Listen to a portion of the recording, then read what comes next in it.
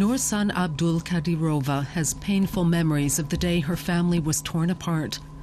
7 years ago, her husband was taken away by Russian soldiers. She hasn't heard from him since. The soldiers stormed into our house and started shooting. They drove my children outside and arrested my husband. He was alone at home with the children while I was at the market. It was Sunday, the 9th of September. What happened next remains a mystery. The Russian security forces arrested her husband during a neighborhood search for Chechen rebels. Nursan made repeated inquiries to the army, the police, and the public prosecutor's office. But nobody was able or willing to help her. If they'd wanted to, they could have found out where my husband had been taken. But I was given no information. I needed help, so I approached the European Court of Human Rights in Strasbourg.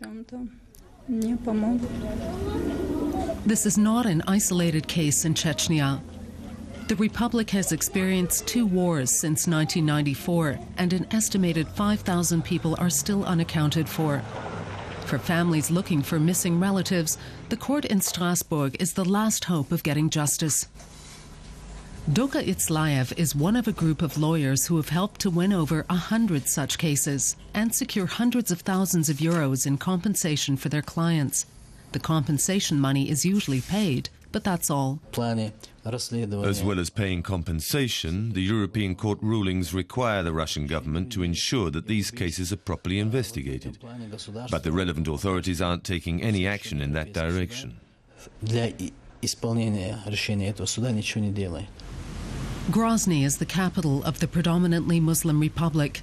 Few traces of the war remain. The center has been rebuilt.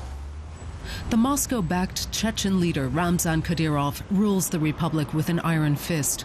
Human rights activists say that behind the renovated facades, violence and arbitrary kidnappings and killings continue. Natalia Estemirova worked for the independent human rights group Memorial, focusing on kidnapping victims. In July, she herself was abducted and shot dead. Memorial promptly ceased operations here in order to protect its staff. Human rights activists hold Ramzan Kadyrov responsible for Estemirova's murder and for other crimes. These crimes were committed by people who want to destabilize our republic. People are killed everywhere, not just here. When this happens in Moscow, you don't hear people immediately blaming the local governor or the president. But here in Chechnya, they always say Kadyrov is to blame, as if I were a police officer. Human rights activists, lawyers, and journalists have gathered here on the outskirts of the city. The meeting serves to boost confidence within what they refer to as a climate of fear and lawlessness in Chechnya. To be honest, yes, I'm scared. But I don't want to leave my country to these scoundrels. We don't understand what's happening in our republic anymore. We always tell each other when we go somewhere.